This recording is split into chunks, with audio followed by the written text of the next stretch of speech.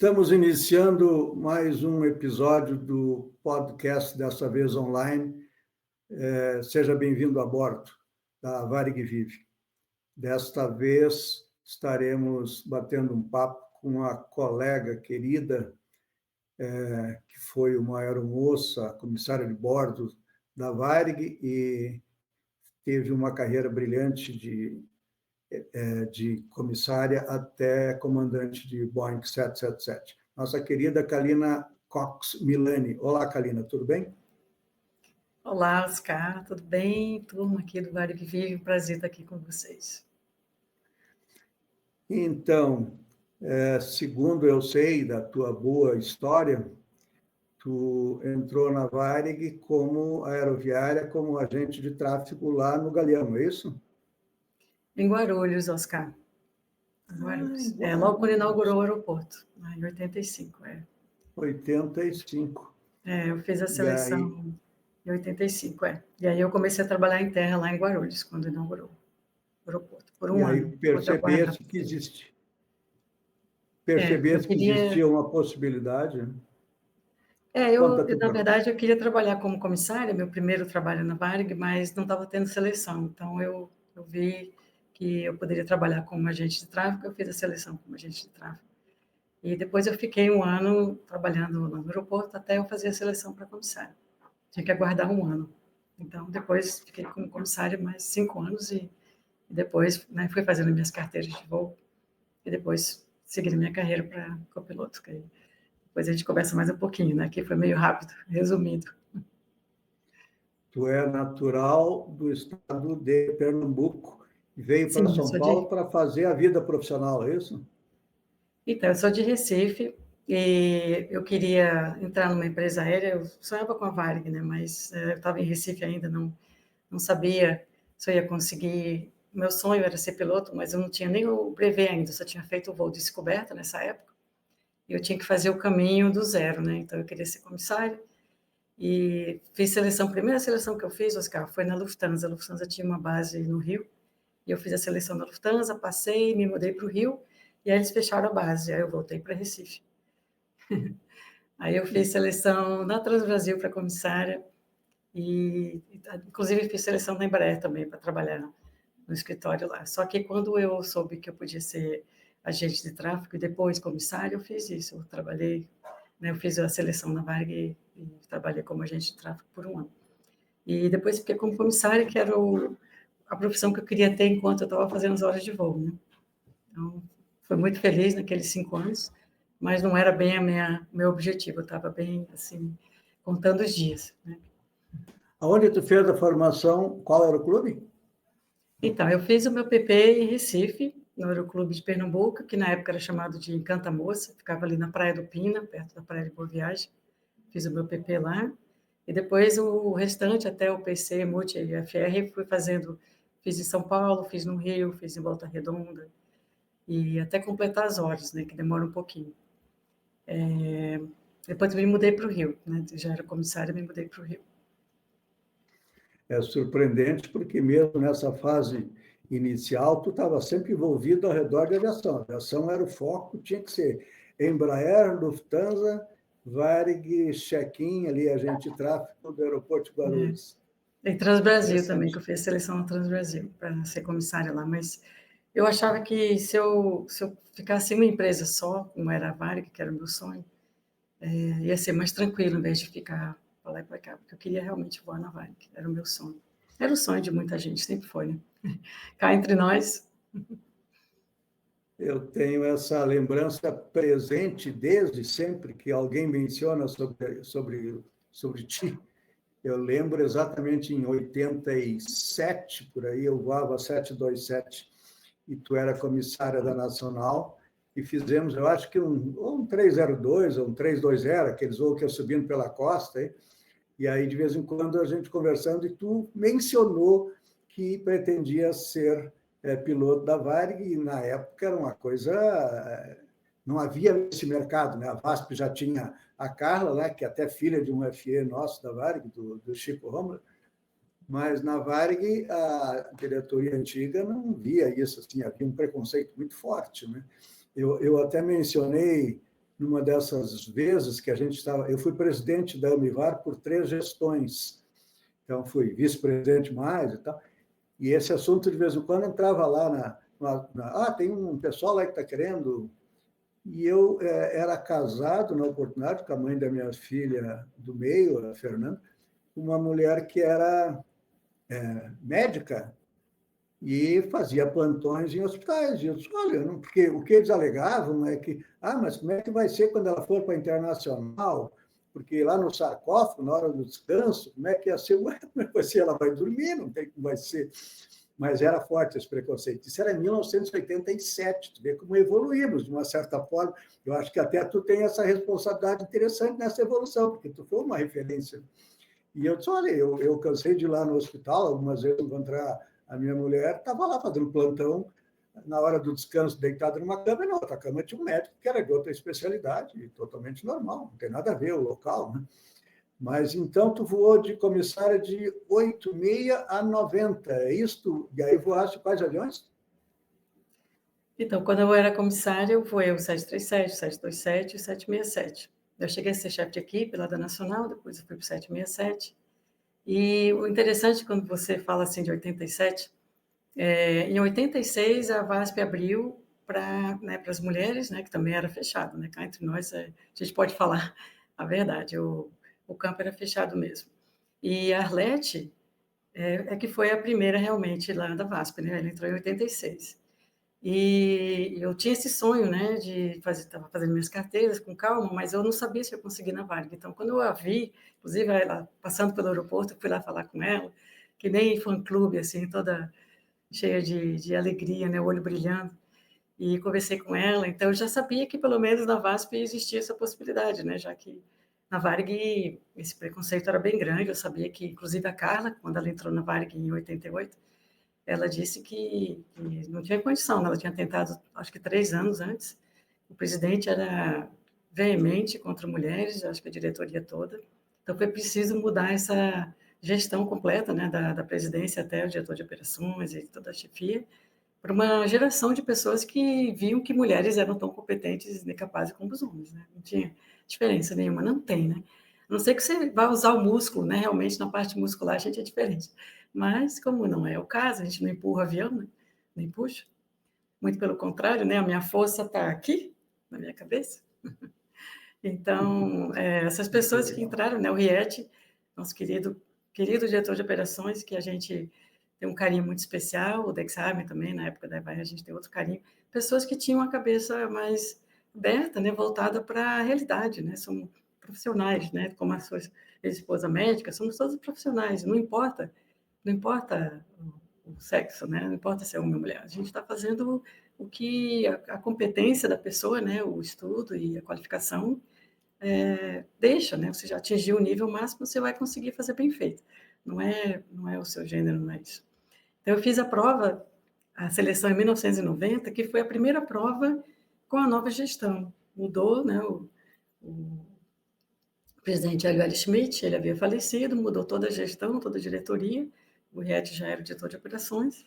E, a partir dessa seleção, as mulheres foram tratadas, né, as candidatas, como qualquer outro candidato. Então, nós passamos pela seleção, né, era um concurso nacional para copilotos, né, que chamava na época.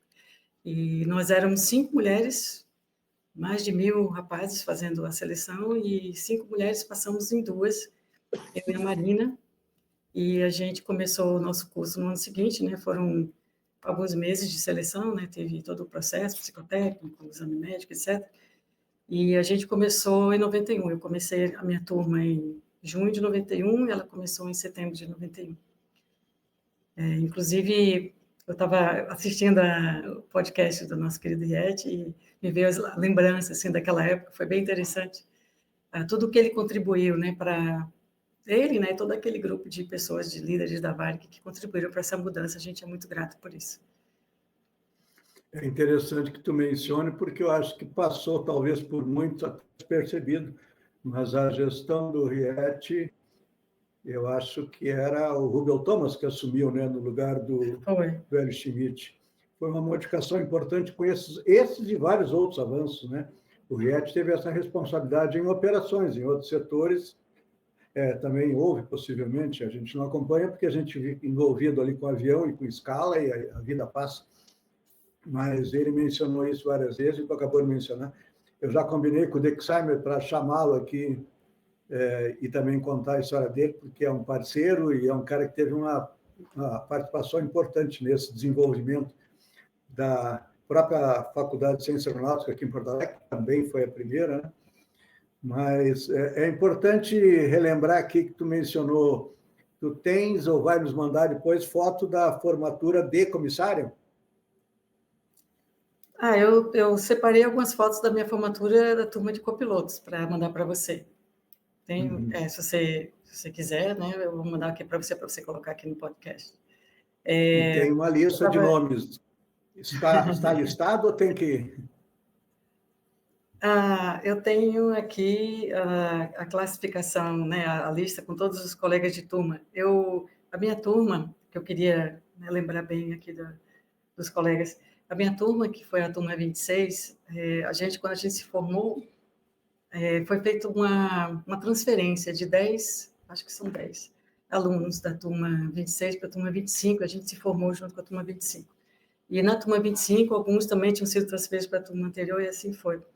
E essa turma nossa, 26, foi a primeira onde foi encaixado, né, já foi feita a programação de colocar os flights, como ele estava falando do Riet naquele dia do podcast. Sim. Então, tínhamos 5 flights, então essa turma de 10 que foram formados, né, eu, inclusive, éramos os 5 flights, e o restante foi por classificação final de nota, e quem estava pronto, então a gente estava pronto mesmo, então já aproveita, já vai para a linha. E os flights, né, porque acho que tinha toda uma adaptação, né, eles estavam recebendo salário, né, de flight, então seria bom que eles viessem para a linha logo. Então, quando eles terminaram o curso, já foram formados junto com a turma 25, eu e mais 5 colegas e eles. Desses flights, eu até peguei aqui a lista, para não esquecer o nome deles, está o João Barbosa, o Bragança, né, o Carlos Bragança, que a gente chama de Bragancinha, o Roncone, Juarez Silva e o Baquieri. E o restante dos outros colegas que se formaram nessa turma 25, está o Segadães, o Costa Curta, o Renato Achoa, está o Marcelo Gouveia, e deixa eu ver quem mais, Segadães. Agora, a nossa turma, a 26, até a gente fez uma comemoração há pouco tempo aí dos 30 anos, né, temos mais 20 colegas, né, tem o Fágima, tem o Tiago, tem muita gente legal. Alguns foram lá para Dubai, igual. 30 anos já? Sim. O tempo passa, né? Caramba. Pois então, tu falou esses, Baqueri, Juarez Silva, João Barbosa é da minha turma e da turma do José Franzen de flight. Ele era oriundo da manutenção, era engenheiro de sistemas lá. E o Baqueri era daqui de Porto Alegre, o Juarez Silva também. O Bragança, eu acho que veio da FAB, né? Não sei, ele é do Rio, se eu não me engano, Bragancinha. Muito querido, todos eles são muito queridos. Tem um carinho muito especial para essa turma toda aí da CFC 26 e a 25, que eu me formei, um carinho muito fofo, muito querido. O Marcelo Gouveia está voando ali na Arajet, né?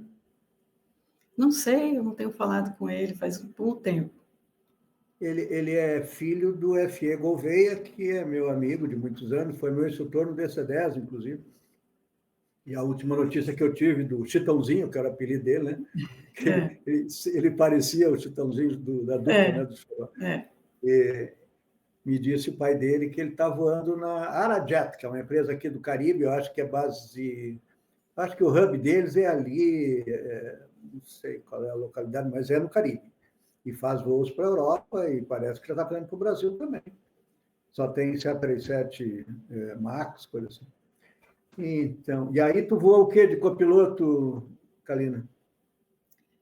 Bom, então me formei em 92, né? O curso começou em 91, a gente se formou em 92, eu fui para o 737-300 e de vez em quando o 500 da Rio Sul, né? Que tinha que fazer isso de vez em quando para suprir lá com o quadro de pilotos.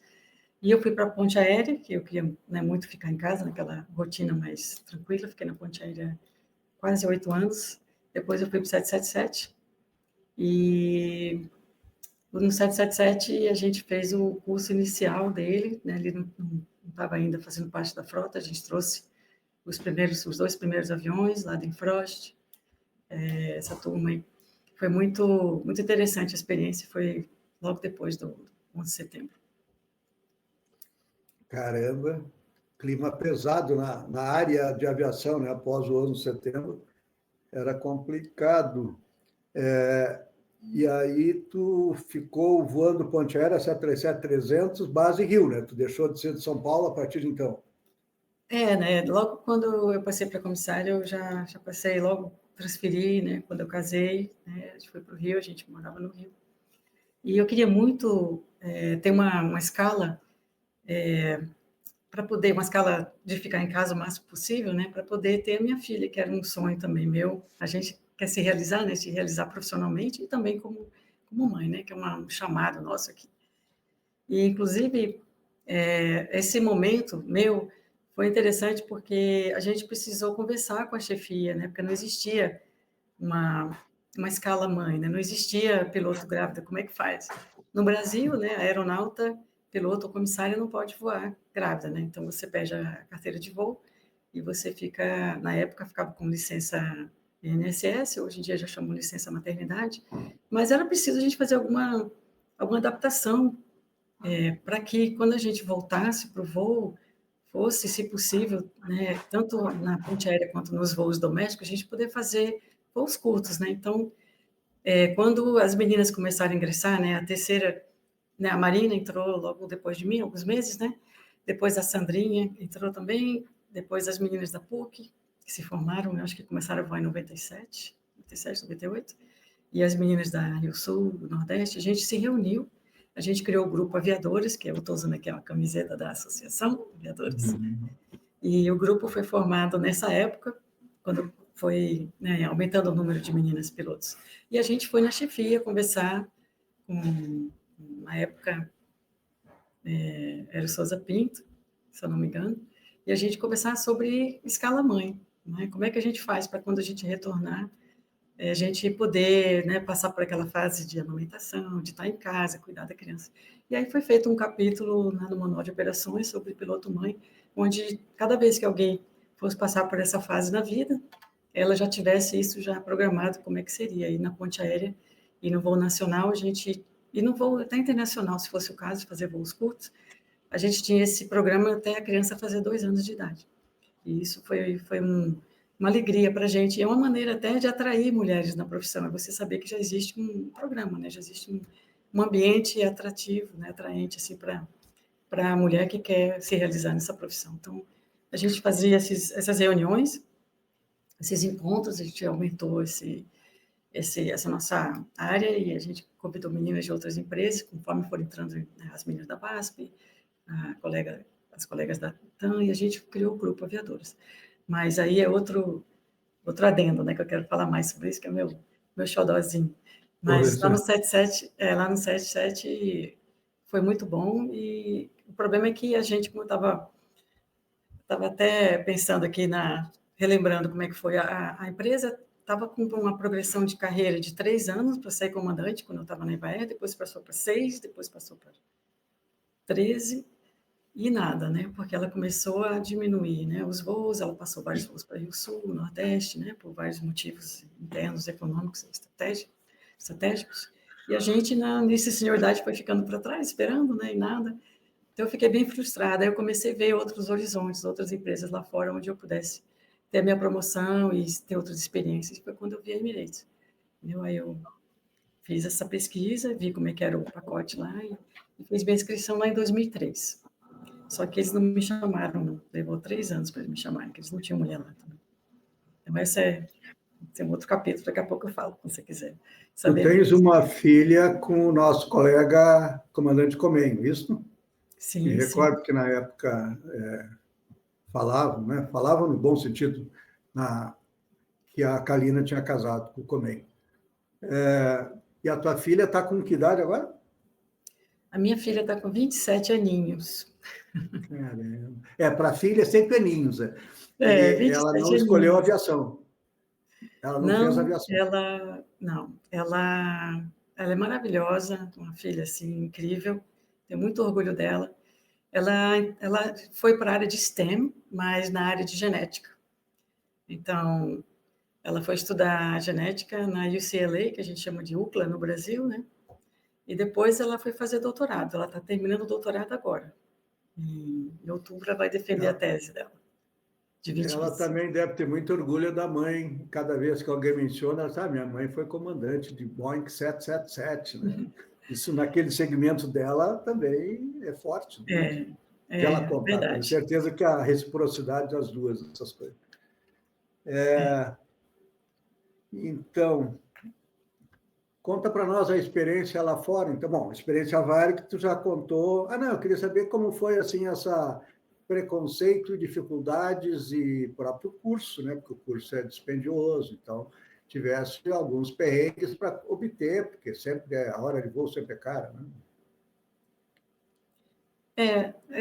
Você sabe, Oscar, que eu tive a ideia de criar o grupo Aviadores, que depois a gente fundou a Associação Aviadores, que também tem a sigla AMAB, justamente para facilitar um pouco a vida das meninas. Quando você não tem uma referência, né, um modelo a seguir, fica muito difícil, ou orientação dos pais. Né? No meu caso, obrigada por colocarem aqui o nosso Instagram, Aviadores Oficial, gostaria muito que vocês dessem uma olhadinha lá. No meu caso, meu pai, ele não me apoiou em nada nesse aspecto de aviação. Ele tinha um avião, ele tinha um Corisco, mas ele achava, pela cultura, né, como ele foi criado, que isso não era um campo para mulher, não era coisa para mulher, que não ia conseguir. Então, eu não tive nenhum assim, ânimo assim, para seguir vindo dele. Eu tive que manter esse sonho no meu peito e seguir atrás dele, né? Não desistir. Mas teria sido muito bom se eu tivesse tido mais orientação, tanto nessa área de aviação como de vida, né? Facilita tanto quando você tem pessoas para mostrar para você como é que são as coisas de verdade. Então, eu sinto falta. E aí a gente criou esse grupo e a associação justamente para mostrar para as meninas. Então, a gente traz bolsas de estudos, a gente tem várias mentorias. Então, essa dificuldade que eu vi lá no começo é que me inspirou a fazer isso, entendeu? Não precisa ter mistério, não tem nada tão difícil. Né? O pessoal pensa que é muito complicado ser piloto, nunca vai conseguir, você tem que ser filho de alguém, tem que ser peixe. Não tem que ser peixe, não tem que ser nada, você tem que ser competente. Você tem que estudar e fazer o seu melhor. Aí tem parentesco? Tem, porque na Varig a gente adorava, todo mundo queria que o familiar continuasse na mesma empresa. Quantas gerações de variguianos, né? 3, no mínimo. Quantas pessoas têm parente, pai, avô, tio? Porque é uma empresa muito querida, né? Ela é muito boa, a gente gostava muito da empresa. Então, não tem nada de mal você ter parente dentro da empresa. Agora, não quer dizer que vai fazer mágica, né? Porque a gente sabe de muitas pessoas, inclusive no meu caso, parente está fazendo prova ali junto com a gente e não ter conseguido entrar, né? Então, a gente tem exemplos e mais exemplos. Então, a EVAE em si já foi, assim, para mim, uma grande realização de estar podendo dedicar o meu tempo só para estudar e fazer o meu melhor. E eu estudei tanto, tanto, tanto, eu sabia que a diretora de operações estava sempre indo lá ver como é que estava indo meu desempenho, minhas notas. O Dex Samer talvez possa falar um pouco mais sobre isso, mas eu coloquei tanto foco, que na época da minha formatura, eu estava muito estressada, cheia de espinha, parecia aqueles vestibulandos, assim. E acho que não precisa tanto estresse, assim, mas eu foquei muito, porque eu tinha esse peso da responsabilidade, né, de você estar ou abrindo portas ou fechando portas, né. Não tem outra pessoa que já fez isso e que deu certo. Está todo mundo vendo a sua experiência para ver se vai dar certo e aí dizer, não, realmente elas são tão competentes quanto os homens. Né? Tinha que ter paciência para fazer com que todo mundo acreditasse nisso. Então, isso me deixou muito cansada, muito desgastante, mas eu tirei a maior nota que já teve na minha formatura. O diretor falou que a minha nota foi a maior nota da história da IBAE. Eu não sabia. Não sabia, não acompanhava, não vejo nada, só estou focada ali nas minhas coisas. Não, não tinha nem tempo de ver nada sobre mais nada, era só ali fazer o meu melhor. E fiquei muito feliz na minha formatura, tivemos na formatura a patrona ilustre, a Nésia Pinheiro Machado, então eu vou colocar aqui uma foto para você mostrar aqui para a turma, E foi um prazer, ela já tinha 88 anos, né, já estava com uma idade bem avançada, mas ela foi muito querida, tiramos fotos, e para mim, né, ter tido o privilégio de ter convivido com ela um pouquinho, já fez toda a diferença. E aí comecei a voar na rota, mesma coisa de você saber que está todo mundo acompanhando, todo mundo vendo como é que você é. Então você tem que ter assim um certo controle mental, uma inteligência emocional que você vai ter que adquirir de qualquer forma aí, aprender como é que faz para não ficar tão tensa, né? Então fiz o meu melhor, sempre fazendo o meu melhor, tive instrutores maravilhosos.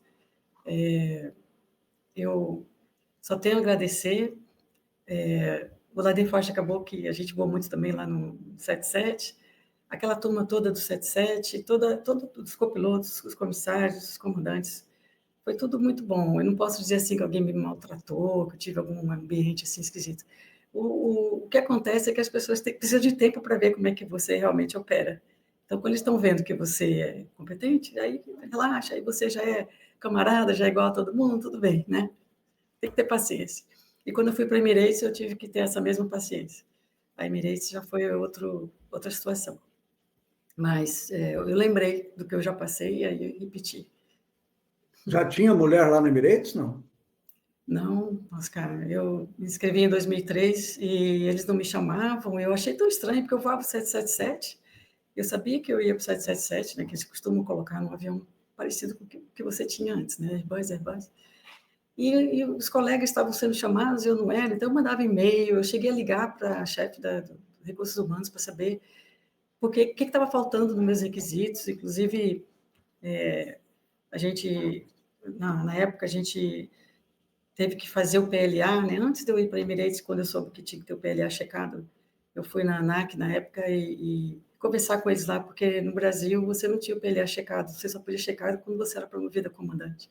Então, eu fui para os Estados Unidos, fiz meu PLA, chequei, voltei, fui na ANAC e falei, olha, foi feita uma tradução errônea aqui do FAR, onde diz hora de comando não é hora de comandante, é hora comandando o avião. Então, você não pode ter as horas em comando como comandante se você é copiloto, né? São horas em comando da aeronave. Então, X horas em comando. Então, a gente fez um grupo para tratar com a liderança lá da ANAC sobre isso e a gente conseguiu mudar essa lei, mudamos um artigo lá da lei que falava sobre isso, do RBH, e foi graças a esse movimento, porque eu falei para ele, você vai ter, quando a Varig estava começando aí numa situação bem crítica, que você via que ia ter demissões, você vai ter aí, sei lá, metade dos pilotos da Varig, que são copilotos, desempregados, e eles não vão conseguir se qualificar lá fora porque eles não têm o PLA.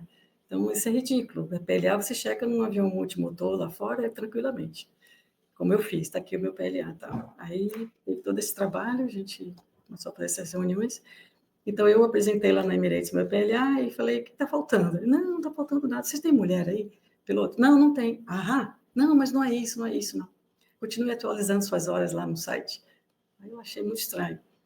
E foi passando o tempo, eu parei uma vez num voo em Paris, do lado do avião da Emirates, fui falar com os pilotos lá. Eu falei, olha, estou aí tentando, já tem 2 anos e nada, e não sei o quê.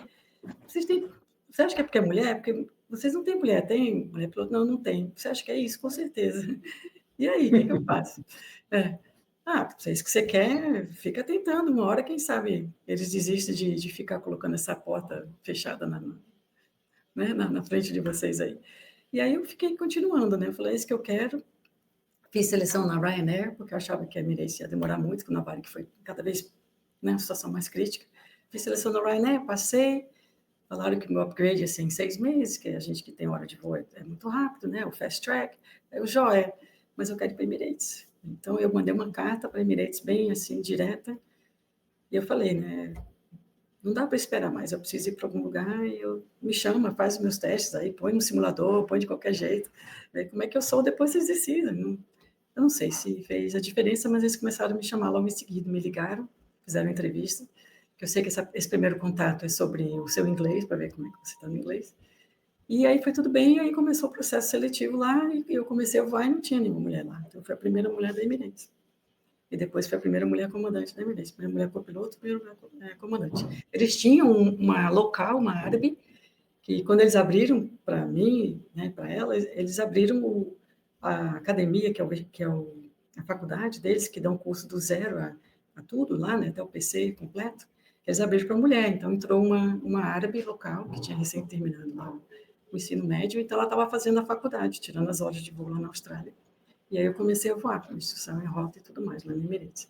Depois de 3 anos, ela veio para a rota.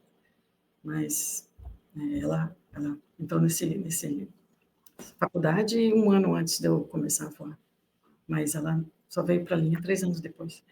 Então, assim, foi assim o começo e os holofotes em cima, todo mundo acompanhando, o sheik sabendo através dos instrutores como é que estavam indo meu desempenho, minhas notas e tudo mais. O checador mais difícil de todos era o meu checador, por algum motivo eu peguei ele 2 vezes, no primeiro cheque, no último cheque, coincidência, e assim foi.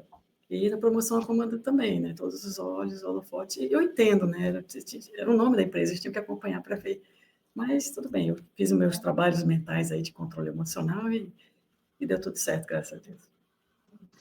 Na realidade, eu anotei aqui, quer dizer, tu teve participação na escala mãe, bom, teve participação no primeiro grupo de mulheres pilotos da Varig, participação da escala mãe e participação da implantação de mulher na Emirates. Olha, são 3 marcos interessantes, que requerem exatamente isso que tu fez, profissionalismo, procedimento padrão, estudar, passar e mostrar que é exatamente igual ou até melhor, né? Porque é menos sujeito a algumas variáveis que implica mais com homens. Você tem que ter mais determinação, mais persistência, porque tem muita coisa contra. Há uma teoria de que são mais fracas fisicamente, pode ser mais fraca, não tem nada a ver, ao contrário, até porque sobrepõe por isso, né? Tem que se impor. Tu nunca voaste uma tripulação com uma copiloto mulher? Voei várias vezes lá na Emirates, várias vezes, foi muito, muito gostoso. É mesmo. Quer dizer, poderia até não ter uma foto de toda a tripulação mulher, vocês não, né? Porque aí muita gente no 77 não cabe. Não, sempre deve ter algum comissário, né? Então 20, né? 20 tripulantes. Então é bastante gente. Dependendo E do tu voo, né? Pode ser ficaste, menos um pouco. Oi? tu saiu comandante lá em 2000 e... Eu comecei instrução em 2010, seleção, né? Primeiro uma seleção bem grande, é bem complicadinho sair comandante lá. 2010 e em 2011, em fevereiro, dia 10 de fevereiro, fui promovida a comandante. Fiz meu cheque final. 2011. E aí resolveu aposentar-se em 2016 para ter uma vida mais tranquila. Eu sou suspeito, tenho muita saudade de voar, sem dúvida. O avião é uma coisa que faz falta, né? A área técnica faz muita falta na gente. O pernoite, o grupo de amigos é legal, mas A esse negócio está camaradagem, sempre né? enfiado dentro de hotel também. Tem hora que a gente cansa, né? Quer ter um lugarzinho da gente da casa, né?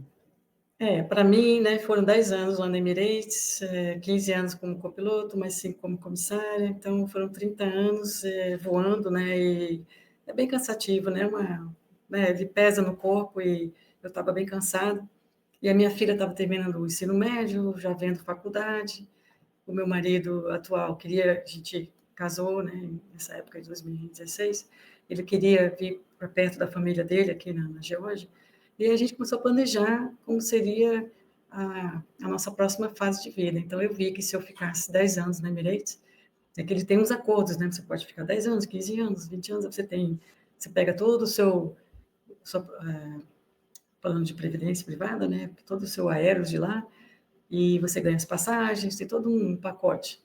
Então, eu fico com 10 anos, eu esperei 10 anos de um dia, né? Fiz o meu chequezinho de datas para ver se eu não estava furando lá com nada, e deu tudo certinho, redondinho. Então, com 10 anos e um dia, a gente saiu. Então, a gente veio embora para cá, morar aqui nos Estados Unidos, eu estou na Geórgia, estou a 2 horas de carro de Atlanta, ao sudeste, numa cidadezinha chamada Milledgeville, que foi a capital da Geórgia na época da Guerra Civil, que ninguém sabe, nem os americanos sabem.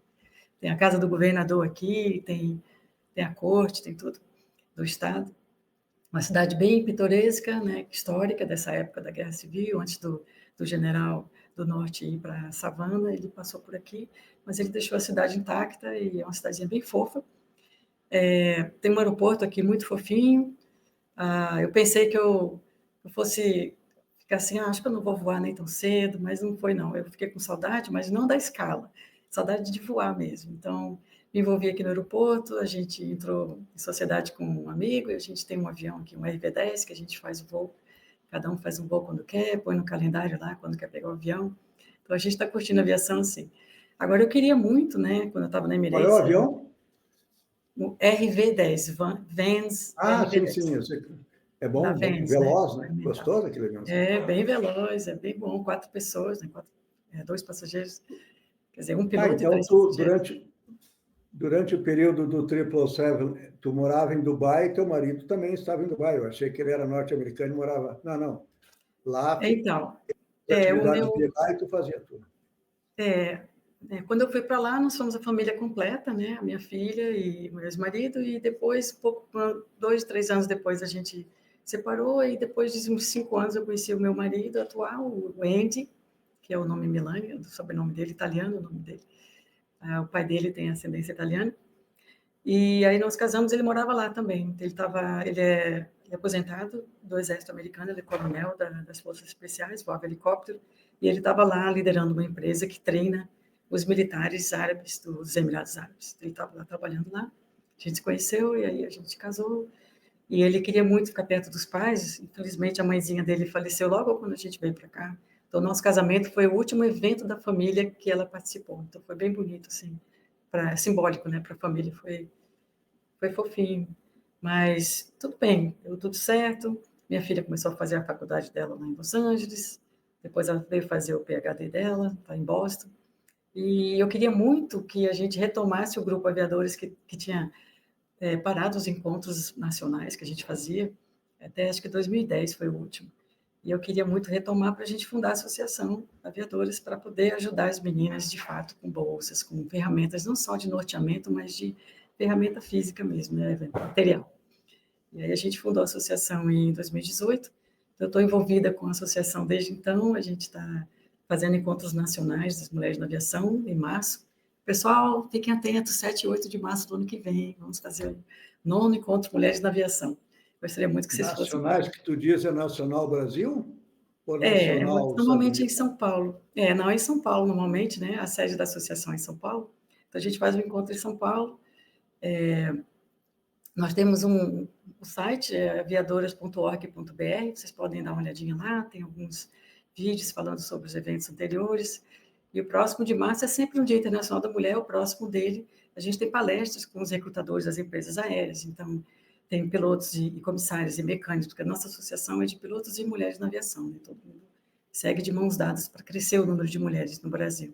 Pois Então, é, isso é que eu ia te muito legal esse perguntar. evento. Não requer já ser piloto, quer dizer, a mulher que tem vontade pode associar-se.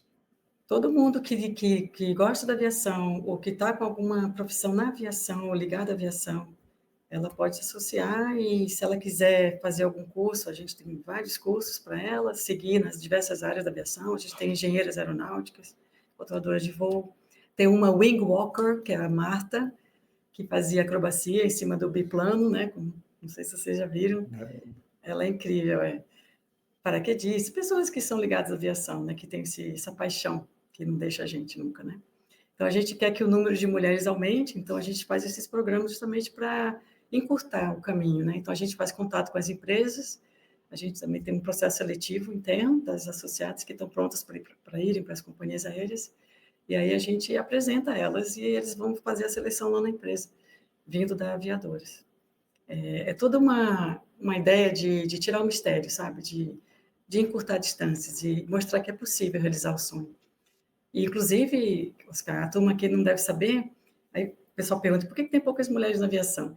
É por conta dessa falta de referência desde a infância, de incentivo, dos pais e professores mostrarem essas diversas profissões para elas, porque tem muito estereótipo, né? Mulher faz isso, homem faz aquilo. Não, mostra para elas, né, todas as diversas áreas e vê o que elas querem fazer. Então, a gente tem um programa, que é o Dia A Menina na Aviação, que a gente faz sempre próximo do Dia do Aviador. A gente vai fazer o 4º Dia Menina na Aviação, que chama DAMA, a sigla DAMA.